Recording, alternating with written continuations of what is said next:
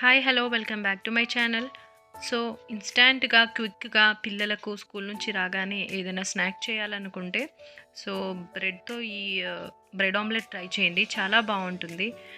So first ఒక 2 eggs తీసుకోవాలి. అందులో సాల్ట్, పసుపు, కారం, ఉప్పు, ధనియా పౌడర్, లాస్ట్గా కొత్తిమీర యాడ్ చేసుకొని బాగా మిక్స్ చేసుకోవాలి.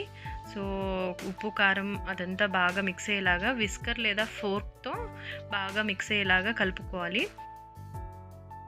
ఒక ప్యాన్లో ఆయిల్ లేదా బటర్ని రాసి బ్రెడ్ని ఈ ఎగ్ మిక్చర్లో అలా డిప్ చేసి 2 సైడ్స్ డిప్ చేశాక ప్యాన్లో అలా మీడియం ఫ్లేమ్లో ఫ్రై చేసుకోవాలి.